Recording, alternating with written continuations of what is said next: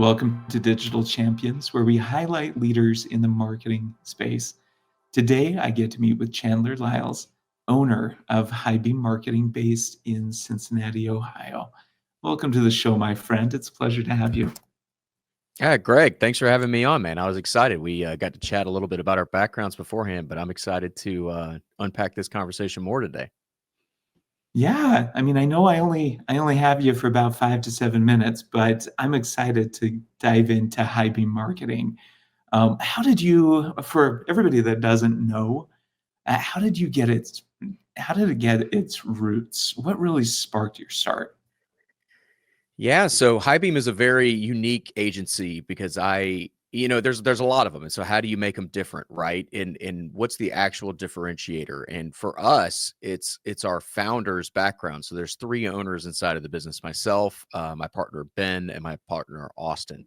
Ben and Austin come from traditional agency backgrounds. They worked for large agencies. They worked inside agencies for larger companies, and so they have a more traditional approach to things. I'm sort of the counterbalance to that, where like we were talking earlier, my background was in the Air Force. I was a contract specialist. So basically, I did negotiations between the government and small business owners. And then beyond that, when I left the Air Force, I started my own barbecue restaurant and I ran and built that for 6 years. And so I know what it's like to run a full P&L. And I find that in the agency space, a lot of people are really good at marketing, but they're not really good at running and building whole businesses that aren't in the business of selling marketing. And so that's how High Beam's different, is that we look at your business like, how can we actually make this business grow on a whole and not just be so focused on return on ad spend? Because a good example of this would be, if we're going to pump an ad campaign and really try to sell something for you, what's your inventory like? How does this affect the customer service side of things? What is the return rate on these items? Like, what's the full business picture, and how does marketing, one small piece but important piece, play into that? So that's how we're different, and that's kind of how we came to be. It was, Austin and Ben and I all met at a place called Ramsey Solutions, and we said, hey, what's it look like if we build our own agency? And so we did it three years ago. That's fantastic. Yeah, and as somebody who's Lean Six Sigma and operations and supply chain management focused, right? I love the approach of taking into account the additional costs, the additional aspects of, how long can you actually run this campaign with the supply that you have, right? Are you gauging that? How are your pre-orders, everything else? And Mm-hmm. I love the experience that you've had in this space, and also the experience that you bring into these companies to be able to help focus in and make sure that you're running this effectively for them, right? So, with all that being said, who is your ideal client that you prefer working with? Do you have a niche, or are you pretty broad? Yeah, so we started as a bootstrapped agency. So we said yes to everything. So we were doing organic social media, email, content, paid ads for every different kind of industry you can imagine. And over the course of 3 years, we had an idea, we pivoted, we had a new idea, we pivoted. And so over that time period, we've fallen into a really nice little pocket of the market where we're best suited for e-com businesses that are doing between $1 and $10 million a year in revenue, and they're Mhm. looking to scale, especially people that are probably working with an agency right now and they're very frustrated with the results they're getting because of either campaign performance or even communication is huge. People hate not being able to get a hold of the people that are spending thousands and thousands of their dollars. And so we're really good at answering emails and just being available to help. And so that's kind of the niche we fall into, is like, how do we super serve people that are doing between $1 and $10 million a year in online revenue? Yeah, it's amazing how far even that communication can go, right?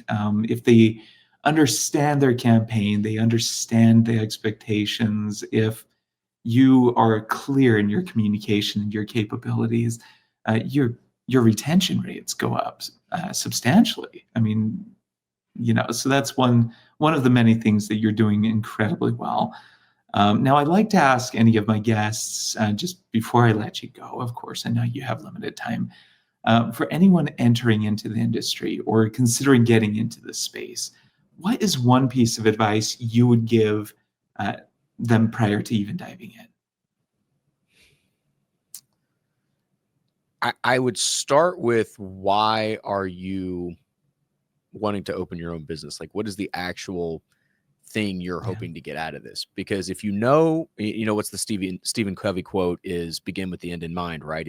If you know where you're trying to build your life and where you're actually trying to go, you can reverse engineer that all the way back to today and figure out what it is you're actually trying to build. Are you trying to do a solopreneur operation where you just have some contractors, or do you have a dream of building a, 10, 20, $100 million business where you have hundreds of employees? Like, what actually brings you joy inside of your work on a day-to-day basis? Because I have personally met with a lot of people that are entrepreneurs that get 5, 6, 10 years into the journey, and all of a sudden they look around and they go, I just wanted to do the thing. I didn't want to do all this other thing. Because when you start a business, what I have learned, and I've done this twice now, I've bootstrapped 2 different companies, totally different industries, totally different customer bases, but it's the same. There's minor differences. 85% the same, 15% makes your industry your industry.